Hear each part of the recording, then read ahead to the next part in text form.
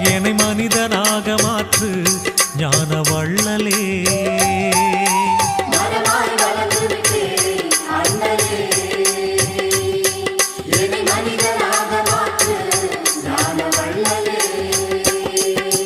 அன்புருசி தெரியாது அறிவுருசி புரியாது, அன்புருசி தெரியாது அறிவுருசி புரியாது.